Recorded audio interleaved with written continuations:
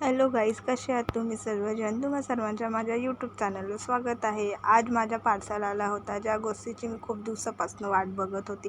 Finally तो parcel माझा येऊन गेला आणि मी खूप दिवसापासून विचार पण करत होती की मला रिंग लाईट घ्यायचं आहे बा म्हणून, बट काही शक्य होऊ शकलं नाही. त्यामुळं मग मी फायनली हा पार्सल मागवूनच घेतला, जो फायनली मला रिसीव झाला.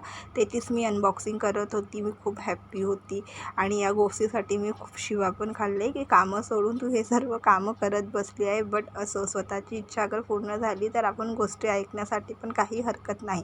तर तेच मी पार्सल वगैरे ओपन केले आणि मी बघत होती की कसं काय आहे बा म्हणून, आणि स्टँड वगैरे ओपन करून घेतलं आहे आणि म्हटलं चला आता आपण रिंग लाईट सेट करायची तयारी करायची. तर तेच मी रिंग लाईट वगैरे सेट करत होते. स्टँड वगैरे प्रॉपर वेनी कसं काय करायचं, मला तर प्रॉपर वेनी येत पण नव्हतं. मग मला माझ्या भावानी आणि बहिणी सांगितलं आणि मग तेच मी ट्राय करत होती. कसं कसं करून मी प्रयत्न केला आणि माझ्या फायनली असा रिंग लाईट सेटअप झाला. सेटअप झाल्याच्या नंतर म्हटलं चला आपण पण थोडं रिंग लाईट समोर मटकून घ्यायचं.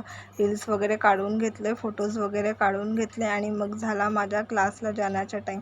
तर मग तेच मी रेडी वगैरे होऊन गेली. क्लाससाठी तयारी करून घेतले, केस वगैरे करून घेतली, जुडा वगैरे बांधून घेतली.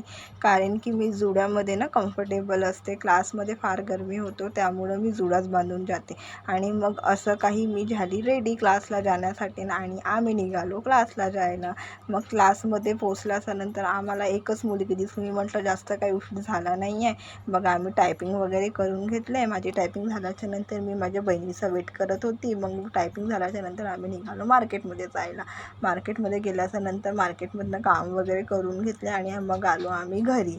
आणि व्हिडिओ आवडल्यास लाईक करा, शेअर करा, सबस्क्राईब करा. भेटूया आपण पुढच्या ब्लॉगमध्ये. Bye bye.